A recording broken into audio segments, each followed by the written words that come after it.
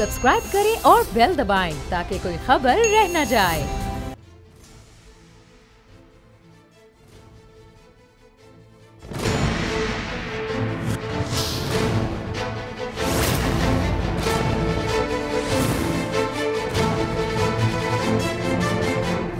अस्सलाम वालेकुम, मैं नूरुल आरफीन सिद्दीकी और आप देख रहे हैं मेरी जंग।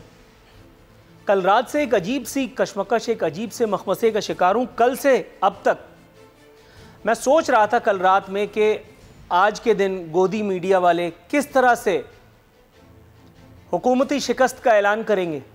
इससे मुझे कोई गर्ज नहीं कि सामने कौन जीता कौन हारा, मुझे इससे भी कोई फ़र्क नहीं पड़ता कि सरकार हार गई, मेरा क्या लेने देना, मैं कोई सियासतदान तो हूँ नहीं। लेकिन मैं सोच रहा था कि इस मर्तबा शायद कोई डिसेंट तरीक़ा वारदात इख्तियार किया जाए, लेकिन बसा आरज़ू के खाक शुद्ध।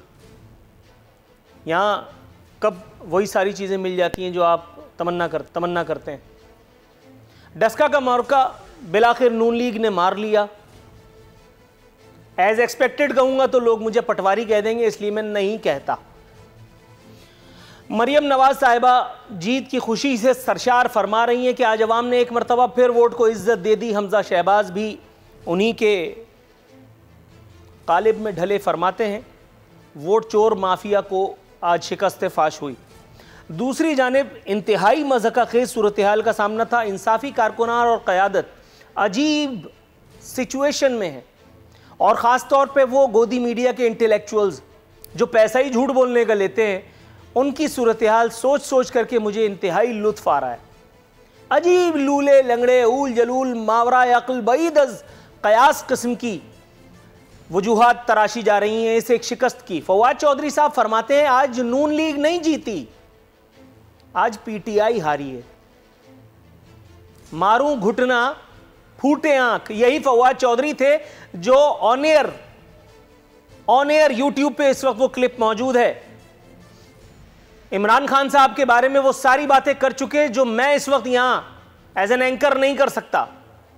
यूट्यूब पे मौजूद है वो वीडियो जिसमें ये फवाद चौधरी और यूसुफ रजा गिलानी को अपना हीरो करार दे रहे हैं, पाकिस्तान पीपल्स पार्टी के लोगों को अपना हीरो करार दे रहे हैं। खैर हीरो तो इनके जनरल परवेज मुशर्रफ भी थे, या शायद यही आखिरकार हीरो और तमाम लोग विलन साबित हुए, क्योंकि ये हर हुकूमत में, चाहे वो जमहूरी आमिरों की हो या अस्करी आमिरों की, ये अंगूठी में नगीने की तरह से फिट हो जाते हैं। खैर ये इनका टैलेंट है, आगे बढ़ जाते हैं। शेख रशीद साहब फरमाते हैं अब इस बात का भी कोई मतलब मुझे समझाए कि हम हार कर भी जीत गए। ये बात अगर पूरी दुनिया में कोई समझ सकता है तो उसे कौम से होना साबित है, जिसके बारे में मैं जो कहता हूं वो ऑन एयर नहीं कहा जा सकता। दूसरी जानिब मोहतरमा फिरदौस आशिक अमान साहिबा कहती हैं कि आज मनशियात फरोश और कब्जा माफिया ने नून लीग को जितवा दिया। चलो ये एक उनकी सोच है, अब इस बारे में क्या हर्जा सराई करना। अब आते हैं गोदी मीडिया वालों पर, वो जिनकी दाल दलिया इमरान खान साहब को हज़रत इमरान साहब रहमतुल्लाह अलैह कह करके मिलती है। हालांकि इमरान अहमद खान नियाज़ी साहब हमारे वज़ीर आज़म पाकिस्तान को मुझे नहीं लगता एक सेकंड के लिए भी कभी इस चीज़ की ज़रूरत होगी। एक मौसूफ कहते हैं, अपने पोपले मुंह से फरमाते हैं, खुशगवार हैरत है पीटीआई महज 19,000 वोटों से हारी। अब मैं ये इनको समझाऊं अगर कि अब 19,000 महज होते हैं, 19,000 सिर्फ होते हैं, 1 लाख रुपए में से 19,000 रुपए निकाल दो तो वो 1 लाख रुपए की रकम नहीं बन सकती। मगर ये इस वक्त इंसाफी इंटेलेक्चुअल हैं, इन्होंने अपने पूरे करियर में कमाई हुई इज्जत इस एक दौर में सरे बाजार रुसवा कर दी है। ये वो सहाफती काली भेड़े हैं जिनको पता है कि इनका करियर अब खत्म हुआ। इनको मालूम है कि इमरान अहमद खान साहब की हुकूमत गई और ये घर पे बैठ करके इंशाअल्लाह ताला ये भी यूट्यूब पर बेल आइकॉन दबाने की भीख मांग रहे होंगे। लेकिन बहरहाल धंधा है, सब गंदा है। ये एक और साहब हैं, फरमा रहे हैं कि सारा क्रेडिट जो है वो फौज और रेंजर्स को जाता है। किस चीज़ के क्रेडिट की बात कर रहे थे ये, इसका फैसला हम आने वाले वक्त पर छोड़ते हैं। मेरे साथ मेरे जो पैनलिस्ट हैं, तारुफ कराता चलूँ मोहतरमा उज़मा कारदार साहिबा, पाकिस्तान तहरीक इंसाफ से इनका ताल्लुक़ है, सेनेटर ज्ञानचंद साहब पाकिस्तान पीपल्स पार्टी से, और राना एहसान अफजल साहब हमारे साथ पाकिस्तान मुस्लिम लीग नवाज से मौजूद हैं। मोहतरमा उज़मा कारदार साहब के पास, साहिबा के पास जाएं उससे पहले आज प्रोग्राम को अब ज़रा लाइटर नोट पे लेके जाते हैं। 2 वीडियोज़ हैं, 2 हल्की फुल्की तंज़ व मज़ाह पर मबनी क्लिप्स हैं। पहले उनका तस्करा कर लें, उसके बाद फिर अपने मेहमानों से गुफ्तगू करेंगे। पहले वो क्लिप चलाओ भाई, जिसमें वो जो अंग्रेज़ी वाली है जिसमें मैंने कहा था वो म्यूज़िक लगा देना। इसे गोया उर्दू में अगर आप कहें तो उसने हमारे जख्म का कुछ यूं किया इलाज, मरहम भी गर लगाया तो कांटों की नोक से, इसे कहते हैं सफाक मसीहा। लेकिन बात ठीक है टेक्निकली।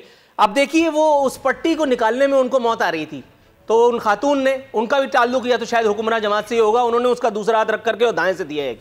अब वो अपनी उस तकलीफ को भूल करके एक नई तकलीफ में मुब्तला हो गए। ये है हमारे यहाँ की सरकारों की रिवायत, चाहे वो नून लीग से हो, चाहे वो पीपल्स पार्टी से हो, चाहे वो पाकिस्तान तहरीक इंसाफ से हो।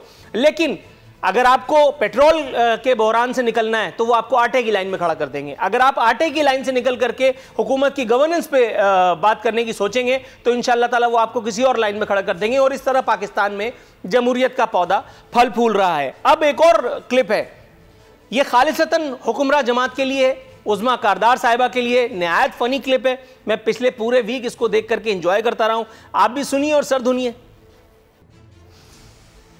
जी मोहतरमा उज़मा कारदार साहिबा, ज्ञानचंद साहब, राना एहसान साहब, तीनों मोअज़्ज़िज़ मेहमानों को अपने शो में शिरकत पर खुशामदीद कहते हुए मोहतरमा उज़मा कारदार साहिबा के पास जाता हूँ। मैडम आप वैसे भी इधर उधर की बातें ही करनी है, तो चलिए हम आज श्रद्धांजलि पेश करते हैं सुल्तान राई साहब को।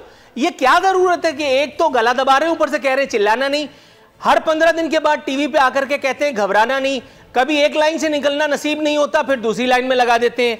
क्या यही थी वो तब्दीली जिसके गुण गाए जा रहे थे?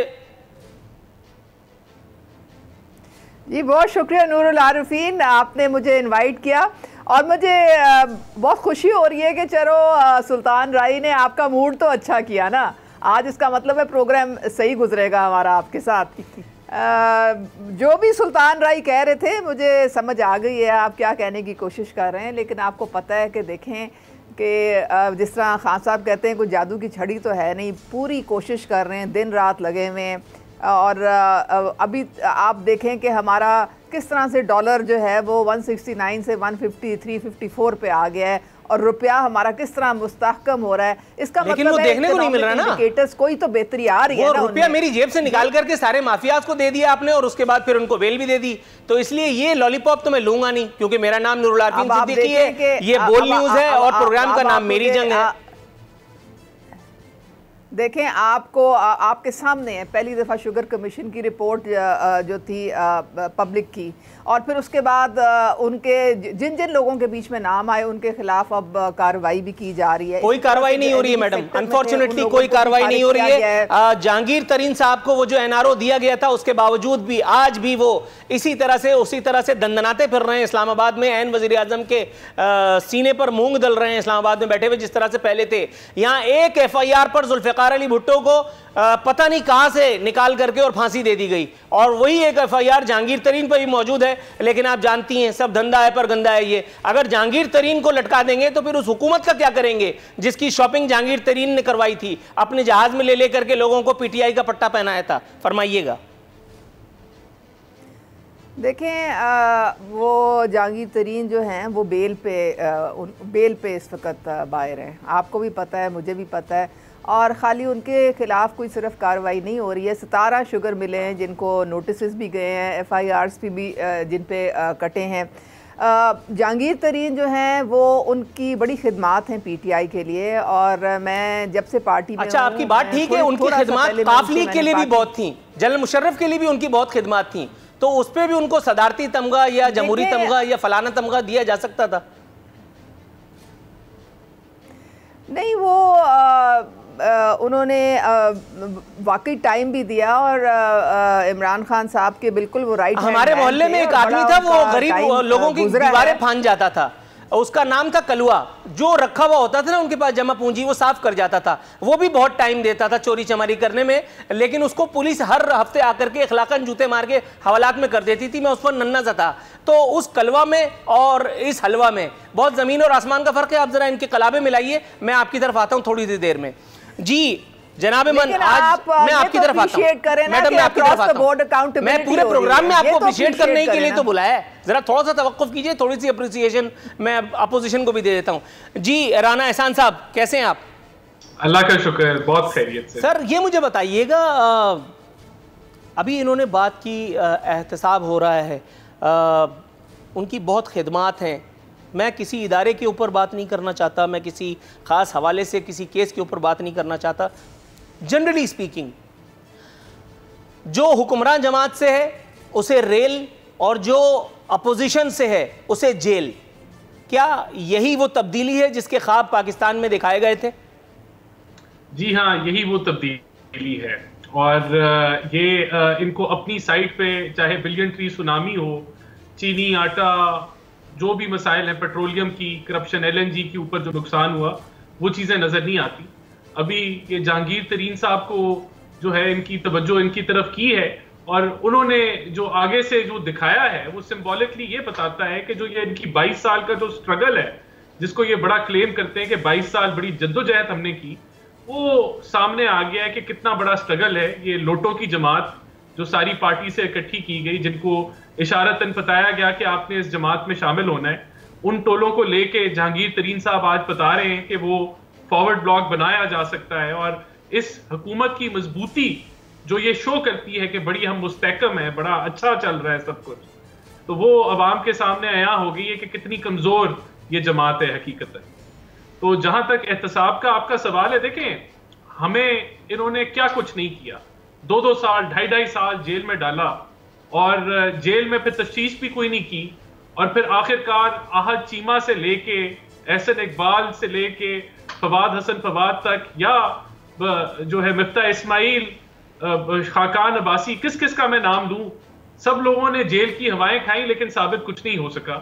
तो यही वो एहतसाब है जो इनको तमाचे की तरह पड़ेगा अगर 5 साल इन्होंने मुकम्मल कर लिए, कि इनका जो एक ही बयानिया है, इसके अलावा तो कुछ नहीं है इनके पास, ना इन्होंने कोई ईंट लगाई पाकिस्तान में। ये करप्शन का जो बयानिया है ये गिर पड़ेगा, और कोई इसको मानने के लिए तैयार नहीं होगा, क्योंकि अभी तक कुछ नहीं साबित हुआ और तीसरा साल खत्म होने को है। सर थोड़ा सा तवक्कुफ अगर आप फरमाएं, मैं आपकी तरफ आता हूं। ज्ञान चंद साहब बहुत देर से इंतजार की जहमत में मुब्तला हैं। ज्ञान चंद साहब सर कैसे हैं आप? शुक्र अल्लाह का। सर ये कुछ इन्फॉर्मेशन अगर आप मुझे दे पाएं, मैं थोड़ी सी अवेयरनेस चाहता हूं आपसे। ये जेल और रेल का ये जो इम्तियाजी फ़र्क है, ये मिटाने के लिए पीपल्स पार्टी भी अक्सर ये कहा करती है कि जी हमें आसिफ अली जरदारी साहब को 12 साल 11 साल जेल में रखा, साबित कुछ नहीं हुआ। सर जेल से निकलते ही इक़्तिदार, और इक़्तिदार से निकलते ही फिर अगर केसेस भुगताए जाएं, आपके ख्याल में यही है जमहूरियों का सफ़र? देखिए, पाकिस्तान की अगर तारीख को देखेंगे तो यही सफ़र है।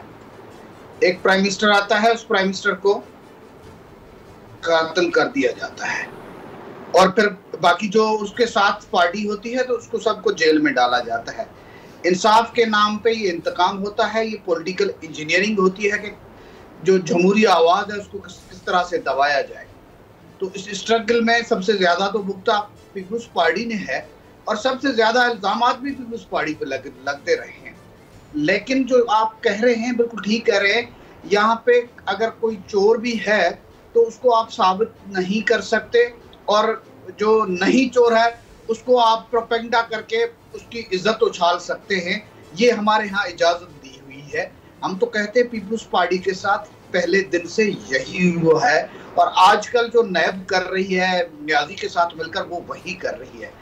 अक्रॉस द बोर्ड जो हम कहते हैं कि इंसाफ होना चाहिए, वो कहीं नजर नहीं आ रहा है। अगर वो जब तक लोग ना कहें कि इंसाफ हो रहा है, तब तक आप कुछ किस्म की भी कार्रवाई करेंगे वो पॉलिटिसाइज होगी, वो विक्टिमाइजेशन के ज़मरे में चली जाएगी। और ये बदकिस्मती से हमारे मुल्क में यही होता रहा है कि इक़्तिदार दो, कुछ दिनों के लिए इक़्तिदार दो, फिर जेल में डाल दो। पीपल्स पार्टी के साथ यही हुआ है। अगर आप पे और डेमोक्रेसी के लिए काम करते हैं। अगर आप काम करते हैं कि लोगों का आवाज जो है वो पार्लियामेंट जब तक जाए और पार्लियामेंट ही सुप्रीम हो, तो फिर इस किस्म के केस बनते रहे हैं। हम कुछ भी कहें कि एस्टेब्लिशमेंट का ये जो खेल है वो पाकिस्तान बनने से शुरू हुआ है, जो अभी खत्म नहीं हो रहा है। सर थोड़ा सा तवक्कुफ कीजिए, मैं आपकी तरफ आता हूँ। मोहतरमा उज़्मा कारदार साहिबा, मैडम ये मुझे बताइए, फाइनली डस्का का मुहर्का ओवर हो चुका।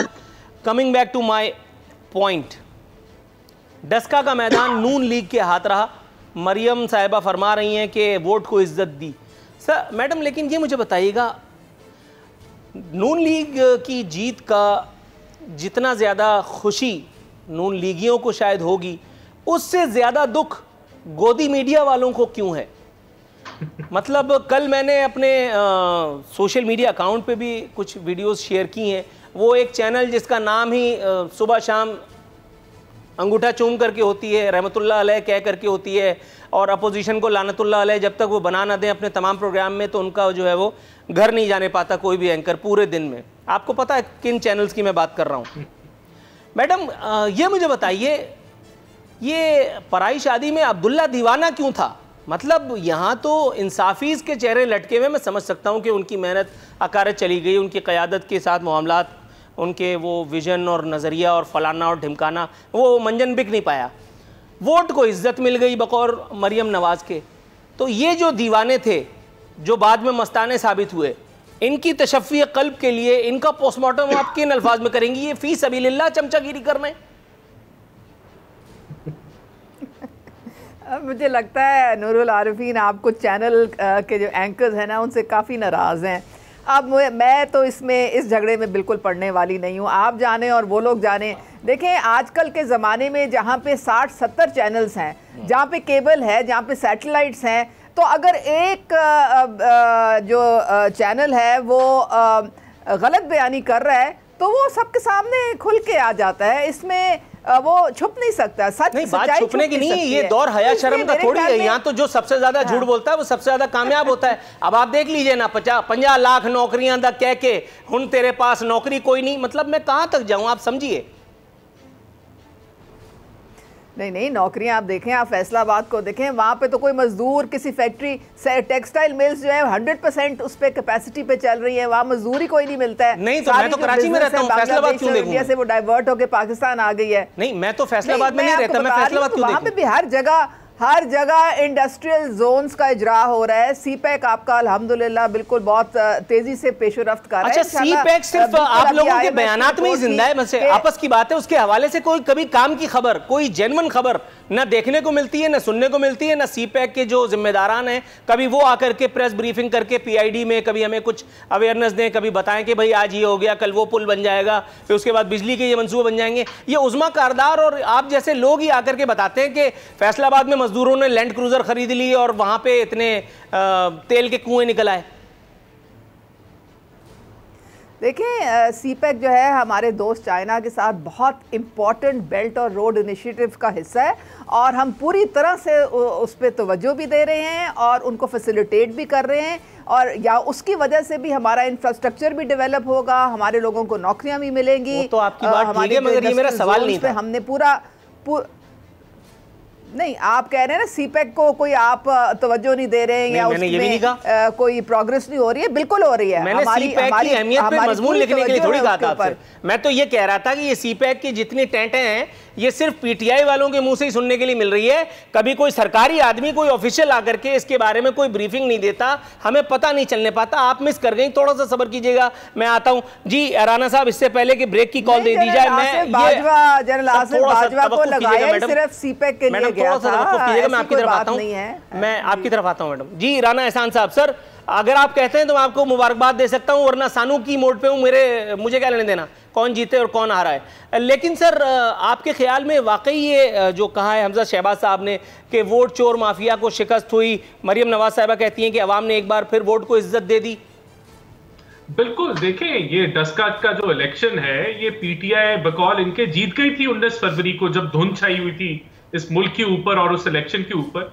ये तो धुंध जब निकली है तो तब पता चला है कि जहां से ये 700, जिस पोलिंग स्टेशन से 700 वोटों से ये जीत रहे थे, आज ये 150 से हार रहे हैं उस पोलिंग स्टेशन से। तो ये इलेक्शन तो साबित करता है कि जो 20 प्रिजाइडिंग ऑफिसर जो अगवा किए, जिनको सुप्रीम कोर्ट ने भी जियो फेंसिंग की वजह से वो कबूल कर लिया उस एविडेंस को कि वाकई ये एक जगह पे मौजूद थे।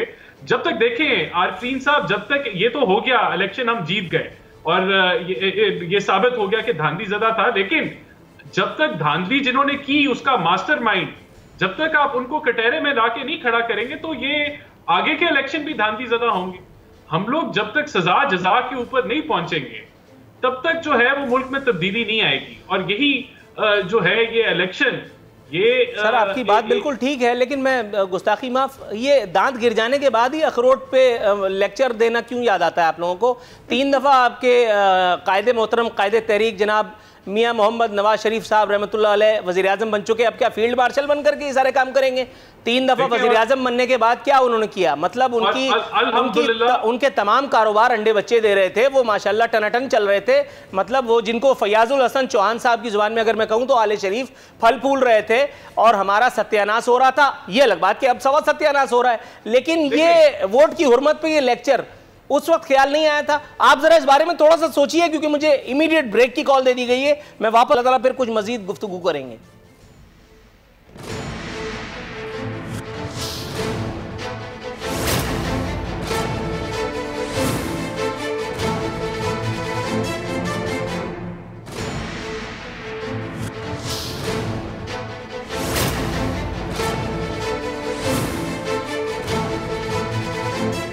नाज़रीन, दस्तूर हमारे मेहमान हमारे साथ मौजूद हैं। ज्ञानचंद साहब, सर आपके लिए, मेरे लिए, हम सब के लिए खुशी की खबर है। अब पाकिस्तानी अवाम के दुखों को हल करने का एक नादिर शाही नुस्खा बिलाखिर तजवीज़ कर लिया गया है। वफाकी काबीना में एक मरतबा फिर रद्द-ओ-बदल का फ़ैसला, फवाद चौधरी साहब को एक मरतबा फिर इत्तलात का कलमदान देने का फ़ैसला हुआ है। सर अब तो इंशाअल्लाह ताला मेरे देश की धरती सोना उगले मट्टी सोना पता नहीं क्या, अब तो इंशाअल्लाह ताला गरीबों के दिन बदल जाएंगे ना?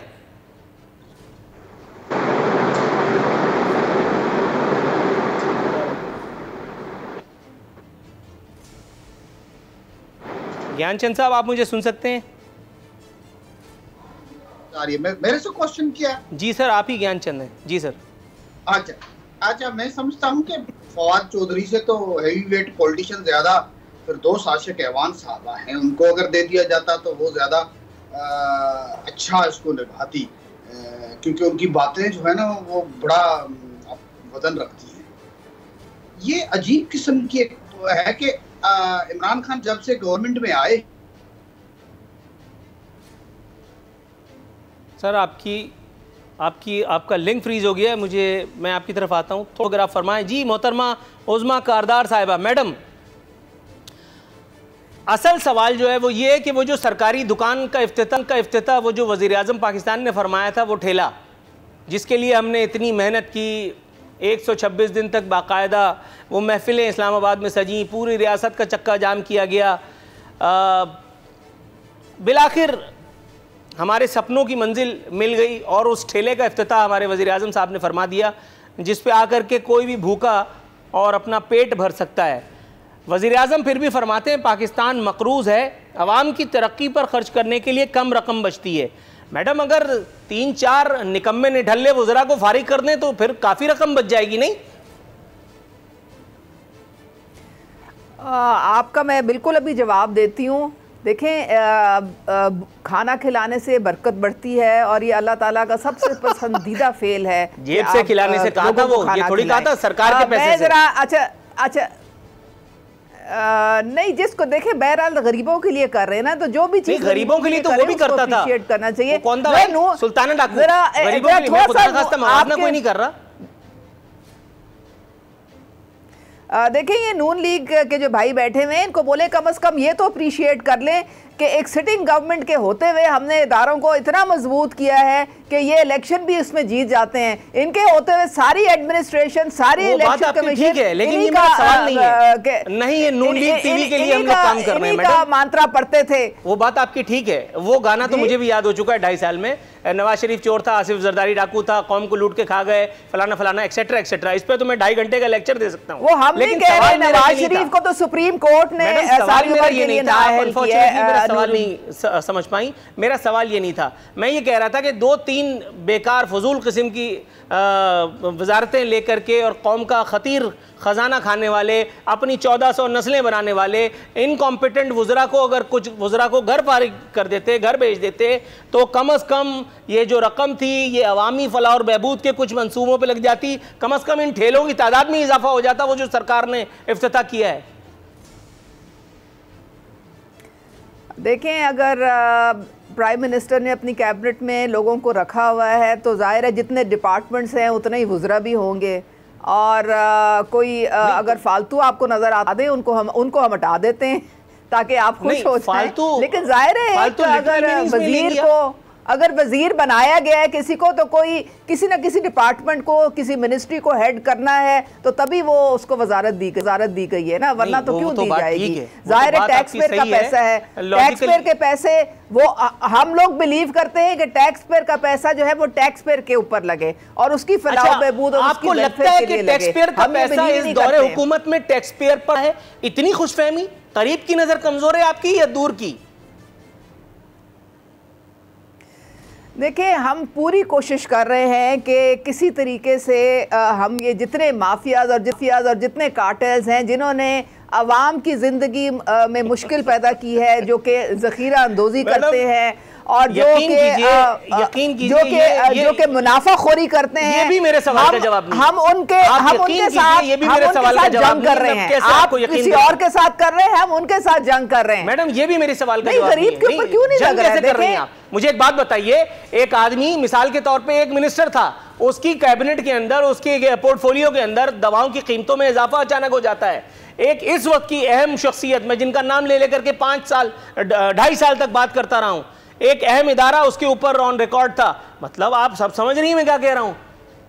आप सब समझ रही हैं, लेकिन आप उनको अपनी वजारत से हाथ धोने पड़े, उसके बाद गुस्ल दिला करके उनको बाकायदा, उनको पार्टी का बाकायदा अहम ओहदा दे दिया। इमरान खान से पहले उनके लिए दस्तरखान लगता है। किधर है आप? नहीं, लेकिन वो तो पार्टी के इंटरनल मामलात है ना, उनको कोई अच्छा, यही काम जब नवाज शरीफ करता तो गलत था। बैठे हुए ना, यही काम अगर जरदारी करता है तो जरदारी डाकू हो जाता है, लेकिन अगर यही काम हैंडसम करेंगे तो फिर सब चीज जायज है। मैं आपकी तरफ आता हूं, थोड़ा सोचिएगा इस बारे में। जी, नून लीग की बात सारी ये है कि हमारे पास 2.5 साल रह गए, अगर हमारे वज़ीरों ने थोड़ा सा ब्रेक पर पाऊं अगर आप रखें, मैं आपकी तरफ आता हूं। फिर जाहिर है फिर उसकी प्रॉब्लम तो मैडम थोड़ा सा तवक्कुफ कीजिएगा। जी, राना एहसान साहब, सर, पाकिस्तान मकरूज मुल्क है, पूरे पाकिस्तान में किचन ट्रक का जाल बिछाएंगे, मोबाइल किचन के जरिए भी गरीबों को खाना मिलेगा। सर, ये तो खुशी की खबर है, इसका तो कम से कम खैर मकदम होना चाहिए। सर, छठा FBR का चेयरमैन अभी 3 साल मुकम्मल नहीं हुए, चौथा वजीर खजाना, और ये हमें लेक्चर देते थे कि 200 बंदे आएंगे और मुल्क जो है वो एकदम से फिट हो जाएगा। अभी तक इनकी मईशती टीम जो है वो सेट नहीं हुई। ये कहते थे कि हम टैक्स रिफॉर्म्स करेंगे और पता नहीं 8,000 अरब इकट्ठा कर लेंगे। अभी 3 साल मुकम्मल होने को है, 10% इजाफा हुआ है 2018 से। मैं आरफरीन साहब, मैंने खबर पढ़ी अखबार में कि अब कॉटन के माफिया को जो है उस पर नोटिस लिया जाएगा। मैं सर पकड़ के बैठ गया। मैंने कहा, जब कॉटन 5 मिलियन बेल्स प्रोडक्शन होगी पाकिस्तान में, 12 मिलियन बेल्स थी 2018 में, तो फिर आपको माफिया ही याद आएंगे। जब आपने प्रोडक्शन कम कर दी, उसके बाद आप माफिया ढूंढेंगे। जब आप शुगर इंपोर्ट कर देंगे और शॉर्टफॉल पैदा कर देंगे, फिर कीमतें ऊपर ही जाएंगी। जब आप पेट्रोल जब मुफ्त हो गया था, दुनिया के अंदर मनफी चला गया था, और आपने 1 लीटर पेट्रोल नहीं खरीदा उन कीमतों के ऊपर, और आपने यहां जो है दरमियान महीने पता नहीं 16 अरब का छिक्का लगवाया OMCs का, या तेल की कीमतें बड़े करके। जब दुनिया में तेल मुफ्त बट रहा था, यहां तेल नहीं था। तो ये कौन सी मैनेजमेंट ये करेंगे? अभी IMF की मैं आपको बता देता हूं, 1.5% वो कह रहे हैं इस साल जो है GDP ग्रो करेगी। ADP कह रहा है अगले साल 2% GDP ग्रो करेगी। 2.5% से आबादी ग्रो करती है। कौन सी नौकरियां ये देंगे? ये तो नौकरियां लेंगे आगे अगले 2 सालों के अंदर अवाम से। और ये इस नाअहल टोले से आप क्या उम्मीद रख सकते हैं? थोड़ा सा तवक्कुफ अगर आप फरमाएं, मैं आपकी तरफ आता हूं। ज्ञानचंद साहब, आप मुझे सुन सकते हैं? सर, आवाज आ रही है? सर, आपको मेरी आवाज आ रही है? जी मुझे आवाज आ रही है। ज्ञानचंद साहब, सर ये मुझे बताइएगा, बार बार वजारतों में तब्दीली पे ऑफ नहीं हो पा रहा, अनफॉर्चुनेटली नज़र कुछ नहीं आ रहा, कोई डायरेक्शन इस वक्त नज़र नहीं आ रही है, लेकिन कुर्बान जाइए इस अपोजिशन पर। इतनी तगड़ी तगड़ी इन्वर्टेड कॉमास में कह रहा हूँ, इसे कमज़ोर ही समझिएगा आप, अंग्रेज़ी में वीक कहते हैं जिसे। इतनी तगड़ी अपोजिशन भी मेरा ख्याल है पाकिस्तान की जमहूरी तारीख में, अल्लाह नजर बस से बचाए, कभी नहीं आई होगी जिसके मुंह में दांत है आंत। सर एक तरफ तो नून लीग को मुबारकबादें दी जा रही हैं पीपल्स पार्टी की जानिब से, सईद गनी साहब का मैं बयान पढ़ चुका हूं इस हवाले से, और दूसरी तरफ बाकायदा CEC या ECC इजलास में बिलावल साहब ने वो PDM का जो नोटिस था वो फाड़ करके और बाकायदा वहां तालियां बजवाई लोगों से। सर क्या कहेंगे? देखिए, एक गलत तरीके से कोई नोटिस गया तो उस पर अलग रिएक्शन है, लेकिन जहां पे गवर्नमेंट की शिकस्त हुई है, गवर्नमेंट का जो बयानिया है वो रद्द हुआ है, वहां पे मुबारकबाद, और जो जीत कर आए हैं, दूसरी दफा इलेक्शन हुई तो जीत कर आए तो उनको मुबारकबाद तो बनती है, ताकि ये पता चलता है कि इमरान खान कठपुतली और सिलेक्टेड कैसे हैं। अगर फेयर और फ्री इलेक्शंस होते हैं तो कैसे रिजल्ट्स आते हैं, ये तो सामने नजर आता है। अब एक तो मैडम बात कर रही थी नौकरियों का फैसलाबाद की, मेरा ताल्लुक थरपारकर से, मैं चाहूंगा कि अगर कुछ नौकरियां हैं तो थरपारकर से हमारे गरीब लोगों को कुछ मैं भेज देता हूं, वहीं पे भी उनको लगा दें। दूसरी बात यह है कि वजारतें चेंज करने से अगर तब्दीली आती तो फिर तो इनकी आ चुकी होती, ब्यूरोक्रेसी में भी सबसे ज्यादा उन्होंने तब्दीलियां की हैं। शेख रशीद जैसा बंदा जो रेलवे को तबाह कर रहा था, सबसे ज्यादा एक्सीडेंट्स उसके हुए, उनको लगा दिया गया है होम मिनिस्ट्री पे। तो होम मिनिस्ट्री के क्या रिजल्ट लाएंगे जो रेलवे भी नहीं चला सकते हैं। तो इस मुल्क के साथ तजुर्बों पे तजुर्बे किए जा रहे हैं, अब ये तजुर्बे बंद होने चाहिए। जो हकीकी हमारे अवाम के नुमाइंदे हों उनको चलने दिया जाए, पार्लियामेंट को इज्जत दी जाए। इस किस्म के इधर उधर से जो मांगे तांगे के लोग हैं, जो कहीं से ढूंढ कर सिफारिशों पे लगाए जा रहे हैं, इलेक्टेड लोगों को नजरअंदाज किया जा रहा है, तो रिजल्ट इस किस्म की आएगी ना। जिनको कोई सरोकार नहीं है अवाम के इश्यूज से, रोजाना कहते हैं घबराना नहीं है और ऐलान कर देते हैं पेट्रोल महंगा होगा, घबराना नहीं है, चीनी गंदम महंगी होगी, खाने पीने की अशिया महंगी होंगी, दवाइयां महंगी होंगी, लेकिन कहा जाता है कि घबराना नहीं है। लोग फाके काट रहे हैं, पॉवर्टी लाइन से नीचे जो 50% के करीब लोग आ चुके हैं, और यहाँ पे वही बांसुरी बजाई जा रही है कि भाई घबराना नहीं है, हमारी टीम जो जबरदस्त है, हम ये कर देंगे, हम वो कर देंगे। इन लोगों ने जो अपोजिशन में बैठकर ऐलानात किए थे, उनमें से एक भी बात अब तक ये पूरी नहीं कर सके। Sir got your point. यहाँ वक्त हुआ एक इमीडिएट कमर्शियल ब्रेक का, दोबारा हाजिर होता है।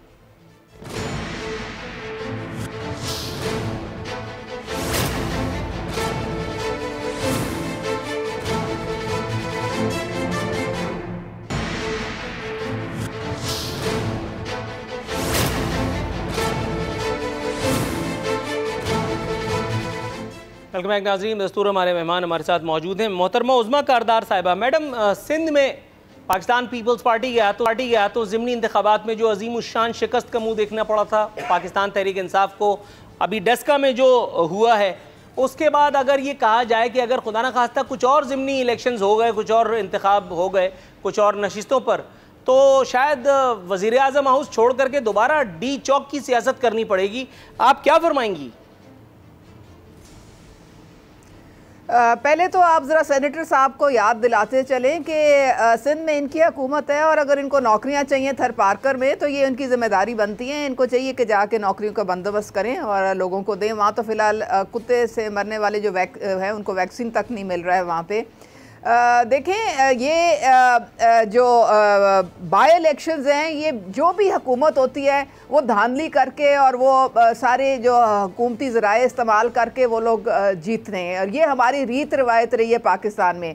हमारी जो हुकूमत है, हमने ये अज़म किया था कि हम इदारों को मजबूत करेंगे। और आपके सामने उसका नतीजा देखें, ये जो सीट डस्का की थी ये इनकी पुरानी खानदानी सीट थी, लेकिन अगर 2018 से अब आप कंपेयर करें तो 35% वोट ज्यादा पड़े हैं पीटीआई को, और इनकी जमात वो तो आप वही 2018 वाली बात कर रही है ना कि 19,000 महज 19,000 वोटों से आ रहे हैं। वो तो वही एंकर की आप जुबान बोल रही है ना, मैं वो बात नहीं कर रहा। वो जो सिंध में पीटीआई पीपल्स पार्टी आपको खा गई, उसका क्या हुआ?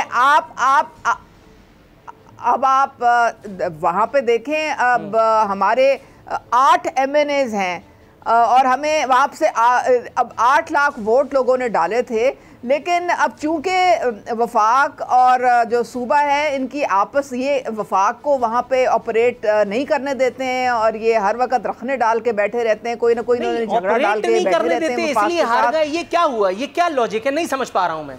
मतलब आपने धांधली न करने का अज़्म किया था, इसलिए आप लोग हार गए। अपनी ये जो आप करप्शन के खिलाफ एक सो कॉल्ड मज़ाक़ खेज बयानियां लेकर के सुबह से शाम तक राग अलापते हैं, गोदी मीडिया के एंकरान इसमें आपके साथ हैं। आपको इस तर्ज का, इस एक तरीक़ा वारदात की भयानक नाकामी का एहसास तक नहीं हो रहा कि लोग आपकी नजरिए को मुस्तरद कर रहे हैं। उनके लिए अब रोजी रोटी इंपॉर्टेंट हो गई है, उनके लिए मुल्की आप किसी और मामले में उलझना अब इतना इंपॉर्टेंट नहीं है। उनको सुबह से शाम नहीं हो पा रही है, और यहां वुज़रा जिस किस्म की गाड़ियों में और जितनी लेविश गाड़ियों में घूम रहे हैं, उसकी मिसाल मेरा नहीं ख्याल है पहले कभी मिल रही थी। एक वजीर जिसको बहुत पहले नाअहल हो जाना चाहिए, को MNA से आगे तक नहीं जाना चाहिए था, वो लाल गुलाबी गाड़ियों में घूम रहा है, दंदनाता फिर रहा है, लेकिन सिर्फ इसलिए कि दस्ते शफ़क़त है, कोई पूछता नहीं है। आपको पता है कि सिर्फ हमारी हुकूमत है जिसने ऑस्टेरिटी ड्राइव शुरू की थी, और हमने अपना एक्सपेंडिचर वफाक में आपको पता है, एक मिनट रुकिएगा, ऑस्टेरिटी ड्राइव की तरफ चलते हैं, रुकिएगा। आपको ये नहीं पता, ऑस्टेरिटी ड्राइव की तरफ चलते हैं, रुकिएगा।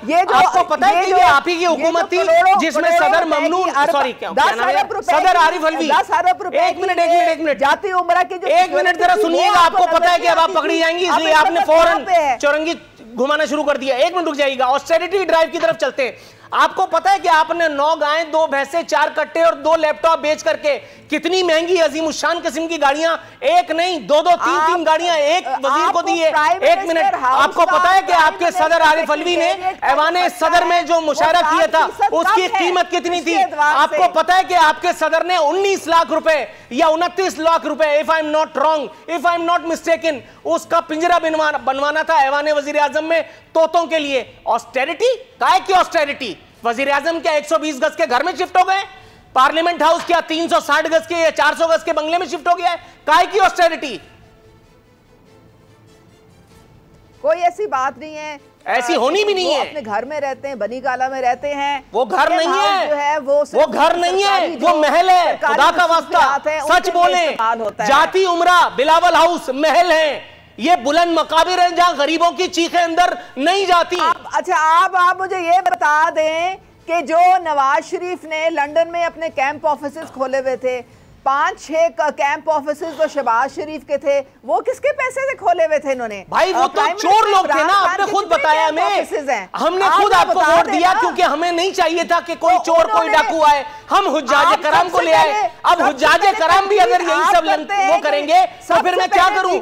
वही सारी कहानी आप सुना रही है मुझे मैडम, क्या हो गया है? 2.5 साल में यही सारे जवाब आपने दिए, कुछ तो नया बताएं मुझे। कहते हैं कि हम जब जाते हैं तो हमें सिर्फ एक बिस्किट और एक चाय की प्याली मिलती है। सबसे पहले तो ओ भाई 10 रुपए का बिस्किट मैं दे दूंगा यार, 10 रुपए का बिस्किट, 20 रुपए की चाय, 35 रुपए का खर्चा है, 15 रुपए टिप के मिला के 50 रुपए मैं दूंगा पार्लियामेंट हाउस में जाने वाले को। 50 रुपए मुझसे ले लें, एहसान तो न जताएं।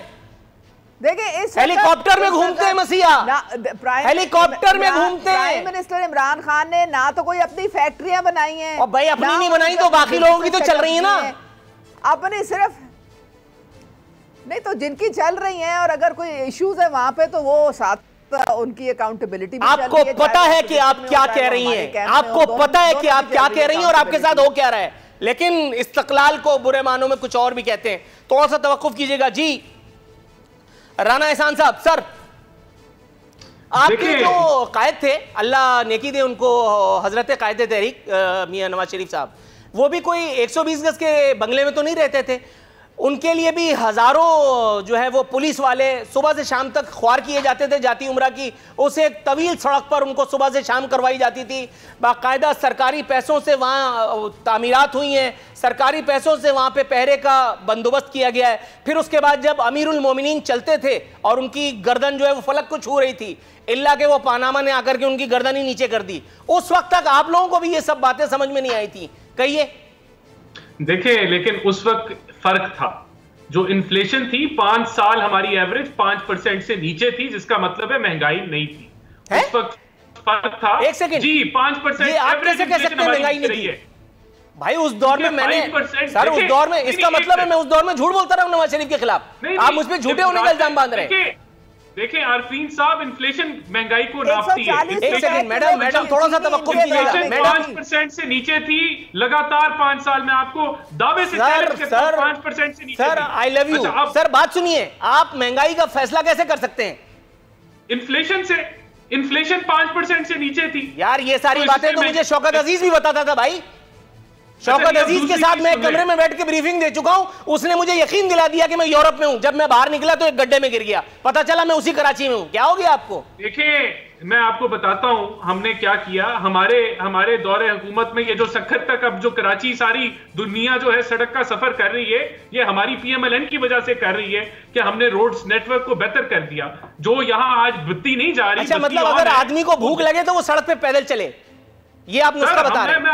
अब सुन लेना, भूख का मसला क्या है। हमने तो 5.8% GDP ग्रोथ दी, जिससे नौकरियां निकली पाकिस्तान में। वो तो इन्होंने आके जो है वो कुएं में डाल दिया, सारी मेहनत को कुएं में डाल दिया। सर थोड़ा सा तवक्कुफ कीजिएगा जी।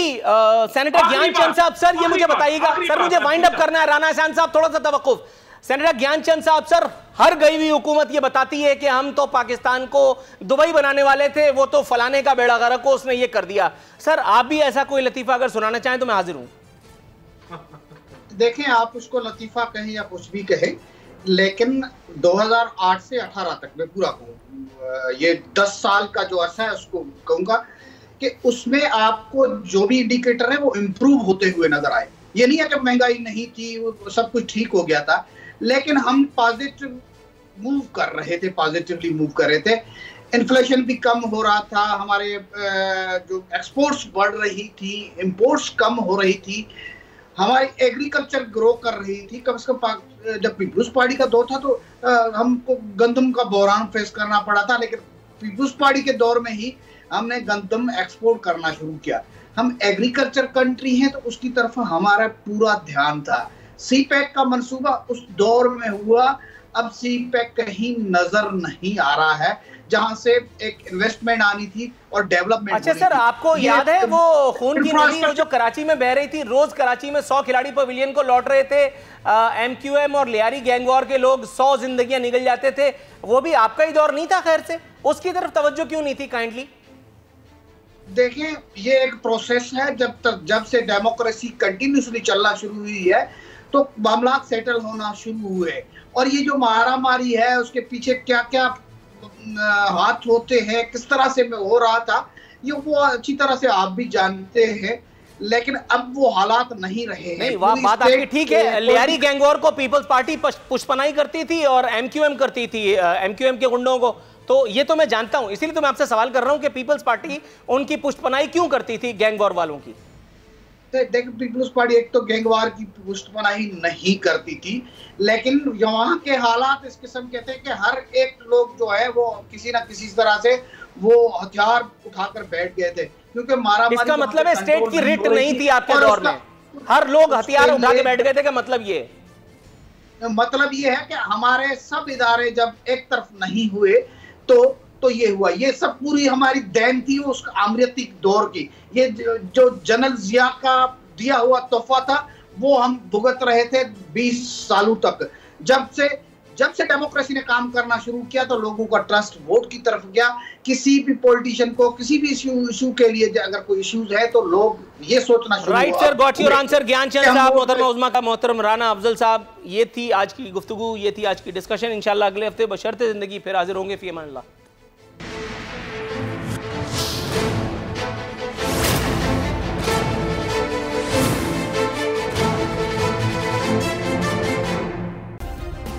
सब्सक्राइब करें और बेल दबाएं ताकि कोई खबर रह न जाए।